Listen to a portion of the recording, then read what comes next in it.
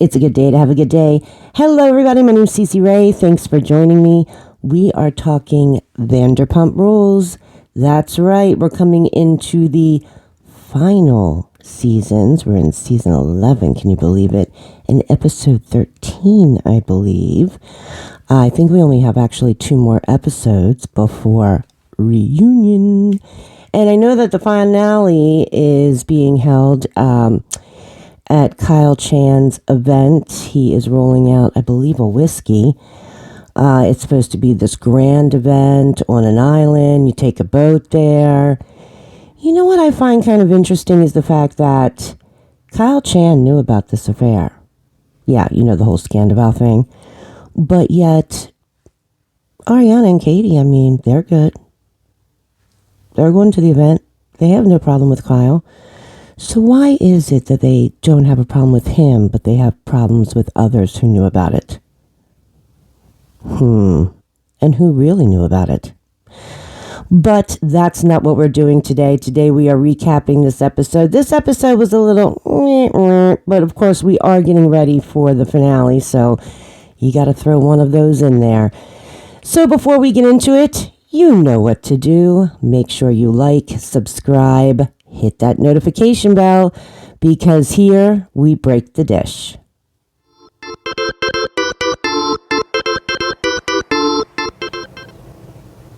Hi everybody, it's Cece Ray here, and today I want to talk to you about vaginal dryness. No, I'm not going to talk to you about vaginal dryness, but what I do want to talk to you about is vacation. You know, vacation's all I ever wanted. Okay, I digress. However, vacation, whether you are planning a family vacation or maybe a weekend getaway with the girls, or in my case, the bittersweet drop-off day of my daughters at college. Need a place to stay for that.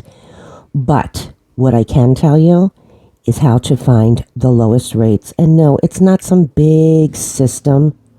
It's literally one step. Ready? Go to familypalette.com. The link is listed below. Scroll down to book your vacation. Put in your destination. It's going to take you over to Hotels Combined. They have an entire list, not just 1 or 2, the entire list that is out there of low rates. I'm not playing. If I'm not traveling for a client, I am always using this. I'm not joking, because it gives me the lowest rates. I also like their filter system. Maybe I want a restaurant. Maybe I want to make sure there's a fitness center. You can put all that in there. Maybe you're going to a wedding and you want to see how far away the hotel is from that event. You can do that. Yes, you can. So it is so simple. Why pay the extra money? Keep it in your pocket for fun and exciting things to do. You know what I mean? I mean, what do you got to lose? Just try it, right? familypalette.com. Scroll down to book your vacation. Put in your destination. It's going to take you over to Hotels Combined. I'm telling you, you're going to thank me. Make sure you let me know where you're going. And by the way, have fun and safe travels.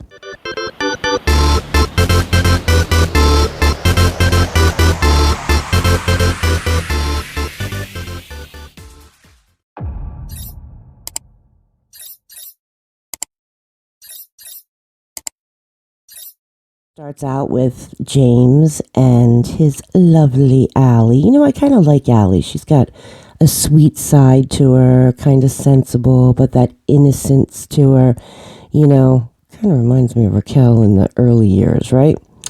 But, you know, they're playing house over there with the planes flying over. And long and behold, guess who walks in? Jax. That's right. And you know what I thought was really funny is that when he entered, it said ex-sir employee or something like that. It's kind of weird just seeing it that way anyway. But he comes in because him and James are hosting a brunch together at Sir, and, you know, he's trying to get the whole vibe and the whole scoop, and, you know, he's just got so much going on, and he's so busy. You know how Jax is, right? And so James is like, so what about Lisa, you know, and because Jax hasn't had the loveliest things to say about Lisa Vanderpump. And of course, he's always got a chip on his shoulder. And he's like, I guess we're okay, like I really don't need her, she doesn't really, she doesn't mean anything to me. I mean, just because she owns 3 restaurants in West Hollywood, like who is she type deal. And James is kind of like, I think Jax, it's a respect thing. Maybe you should bring her some flowers or something. The crazy thing is this season is that James, of all people, is the sensible one with humor. I mean, I really have enjoyed him this season, but let's be real. He's still immature, but he is maturing. I mean, he is getting older. He's in a relationship. He's got hippie. You know what I mean? Like, he's putting down roots. The thing that I don't like is the fact that we all like James this season. Oh, he's great, MVP, whatever. But everybody's coming down on Lala because she's, in touch with her softer side. And she's trying to see people as in like, trying to put herself in their shoes and trying to see their perspective. It's called maturing, people. It's called growing up, actually. So I don't know why everybody gives Lala such a hard time, but everybody accepts James for this new side of him. You know what I mean? Just thought I'd put that out there. But anyway, so then we go and Brittany has come over to visit Sheena, and I didn't realize that Sheena and Brittany were pregnant at the same time. And I think their kids, I think they said, were 2 weeks apart. And that really does bring you close together. I had a girlfriend that we were 5 months apart in our pregnancies. And it did kind of bring us close together because, you're going through the same thing. And, you're at that same place in your life. So Sheena's talking to Brittany and she's telling her, look, Brock and I, we've been like at each other's throats all the time. And Sheena's trying to tell Brittany, like, she thinks that Brock is having a hard time finding his place, which they go over and you see Brock actually talking to a friend of his. I think his name was Pete. And he's basically saying the same thing. He sold all these fitness centers. And now she's the main breadwinner. And he's trying to find his place. What to do? What does he want to do with his life? And Sheena is like, being a stay-at-home dad should be good. And I'm sure it is good, but listen, for all the stay-at-home parents out there, it is, number one, a tough job. Don't get it twisted. Number two, you always want to, that was nice. A motorcycle just went by. If you wondered what that zoom was. But you always want to make sure you have a place too, because you kind of, when you're with the kids all the time and you tend to lose yourself, and like I'm in that place right now where, I have 5 girls and the 4th one now is getting ready to go to college and I will have 1 more left. You're getting ready to, and I have a couple years for her yet. She's in middle school, but you start thinking, what am I going to do with the rest of my life? Like, I've spent all these years raising kids. What am I going to do? And I think that, he's in that place too, where he's just trying to find himself and, what he brings to the table, And so they're talking all about that and everything. And of course, Sheena's also talking about her OCD and how it's been, triggered. She went on Zoloft and she only went up for a month, but it made her really tired. So she came off of it. I know that she was talking about, this all started, I guess, with a postpartum OCD.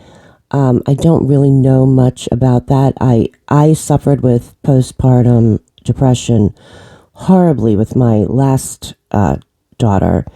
And it's not fun. But I also think, and listen, this is just me putting it out there, but I also think that her OCD was really triggered as well with this whole restraining order business with Raquel. And let's not also get it twisted. I do believe, this is just my belief, that she really did punch her. And because, you do see little flashbacks where when, for instance, her and Tom are about it, she's like, shut up, Tom, shut up. Like, I don't want you to talk about it. I do believe it happened. And I just think everybody's trying to not talk about it for the sake that, listen, she's got a family, she's got a daughter. I don't think she did it, she did it just, in the moment. But I do believe that has not helped. And when you keep that bottled up inside and you're not admitting, possibly not admitting what really happened, I'm sure that it doesn't help. And of course, that now stems in the fact that, she has a problem leaving her daughter with somebody and, her mom's there all the time. But, listen, it's complicated. It's mental health and you need to take it seriously. And so she was talking about that. Then you see Allie and, actually, no. First you saw Schwartz and Katie. Yes, they went out to lunch together. Stand back. Lightning may strike. Why do you think they went out to lunch together? I think it's a pity date. That's what I think. Because she screwed his best friend, and so she's trying to make nice. And now all of a sudden she's like, I was with him for so many years, and, I do, kind of miss him, and, I would like him as a friend. Oh, it's okay now that you screwed his best friend. Well, now it's okay. I have a real problem with Katie this season. I'm sorry, I really do. I have a real problem with her. But they're having a nice little lunch and they're talking about Tori, the girl that both of them were dating, which is really weird. So they decide to, let's see who she responds to first. So they both send texts at the same time. And who do you think won? Schwartzy! That's right. He got the text, I think, 3 seconds before her, which was kind of funny. And of course, he's showing off his hair and, she's kind of like, which I agree with her on that one. And then Sheana and Brock go out on a date. It is their anniversary. They don't go out very often. You can see that they don't have a chance to be alone. And they have these nice crafty cocktails. I mean, they looked really good, to be quite honest. That espresso martini always gets me. And, they're talking about what she was talking about with Brittany, too, which is the fact of, him trying to find his place. And, she's saying to him, this is your second chance to be the dad that you always wanted to be. Because you have to remember, he has 2 older children. And, he's trying to forge a relationship with them. He made mistakes. He was young. And, it's true. So now he does get to be the dad that he's always wanted to be. Not putting those kids to the side, of course, but this is what she's trying to say. Like, it's okay to be a stay-at-home dad. Like, you're wonderful. You're a great father, and it's okay that I make the money. Like, she appreciates his help and appreciates what a good father he is to their daughter. And so, I'm sure that does make her secure so that when she does go out and work, she knows that it's okay. He's got it. So then we see Ariana. She's working out in the house and she's FaceTiming her boyfriend. You haven't really seen him a lot this season. But from this FaceTime, I really got a notion that, they're really on a good level with each other. I think he's an intellectual person. He gets her. She could hear Tom like walking around in the house and she was like, I hear footsteps. I'm scared. Just joking around and stuff. And he apparently is going to be going to San Francisco with her for the Kyle Chan event. So I'm assuming that we will see him later at the finale, is what I'm thinking.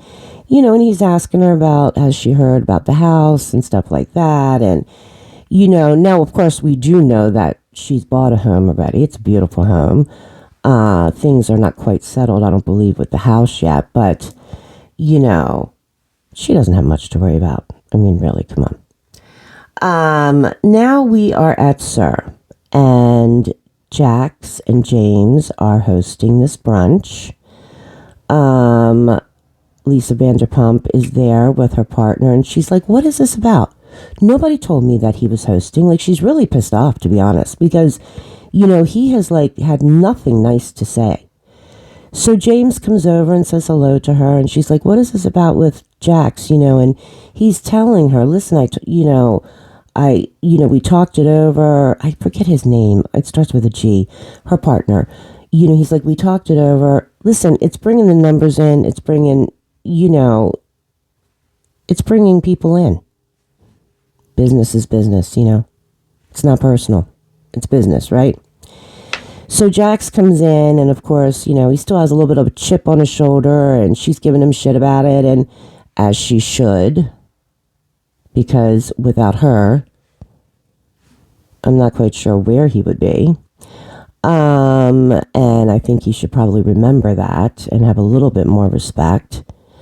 But, the bottom line is he's like, give me a hug, I love you. He's just really kissing her butt, to be honest, and she knows it. She knows it. She wants nothing to do with him. I mean, she's finished, with him. So they go ahead and they host this brunch, and everybody's there. And then, of course, Team Sandoval comes in as well, and Schwartz, Ariana, Katie, they're all there, Lala. So then they decide to go back to James' house, swim in the pool afterwards, have a good time and everything. And, I have to tell you, this is where it kind of gets a little heated up. Yeah. Listen, Sandoval kind of starts going off at Sheana, and it's about this song. She dropped Apple. It's, written about the whole Scandoval incident, and he feels as though she's making money off of his misery. But he did have a good point, and one of the points is that, she's made more of a deal of him cheating than Ariana has. And that's saying something. And that's what he's trying to point out. Like, you keep putting it out there, and you keep reminding, and, you just won't let it be, And of course, she knows all about making that coin. And I don't blame her either. Why not? I mean, listen, she could have wrote a song about, blueberries. It just happened to be that she wrote a song about Scandoval. Is it catchy? Yeah, I kind of like it, actually. It's doing well on iTunes. I mean, but then, he starts going on about how, listen, he made a mistake, but she's made mistakes. I mean, she was a mistress, which is true. But Brock didn't really want to hear that. And so they kind of start scuffling about it a little bit. He did bring up some good points. And she wound up saying, I just want to go home. I just want to put my daughter down, And Brock didn't really want to go home, though, because there's somebody there to put their daughter to bed. And he's trying to get her to step away. He's trying to get her to, release that control a little bit. And you can see he's a little frustrated. Then James says to Jax, Katie's there, and he's like, Jax, come here a second, because, Jax was telling James, Katie, is going around telling everybody that, he's been cheating on Brittany, and which she has, and, he has a problem with her. Well, he's always had a problem with her. I have a problem with her, but I'm not going to get into that right now. I'm saving that for my Patreon. But the thing is this, in her interview, she said, It's all over the internet. She's right. It is all over the internet. The difference is that, for instance, at that lunch where they flash back and she's talking about it, she's actually talking about it with a smile on her face. That's the difference. She also mentioned that this is why her and Brittany aren't friends anymore, because of him. Because she married, an asshole, basically. And so it's put a strain on that friendship. Well, we all know how Katie is, right? If you like somebody that she doesn't like, you're done. You have to agree with her at all times about everyone. And if you don't, she's a mean girl. Point blank. That's how I see it anyway. That's just my opinion. Just like everybody else, everybody's got one, right? And that was pretty much the end of this episode. Like I said, a wonk wonk. But like I said before as well, we're getting ready to gear up for this big finale. We know that there's a fight that breaks out. I don't actually think this is amongst the cast, but there is a fight that breaks out there because we saw videos of it when it actually happened months ago. But it's supposed to be a really nice event. Like I said before, I really do have a problem with the fact that it's okay for everybody to go to Kyle's event, but Ariana and Katie have made this huge stand of anybody who knew about the affair they want nothing to do with. That loyalty and consistency thing. But it's okay for Kyle when he knew about it. You see what I'm saying? Again, I'm saving it for my Patreon, and trust me, it's going to be good. But that's the end of this episode. So what did you think? A wonk wonk? Yeah, kind of a wonk wonk. But, sometimes you got to have the wonk wonks in there. Make sure you comment. I love to hear your opinions. Also, make sure you like, subscribe, hit that notification bell, because all my breakers, you know what we do here. We break the dish.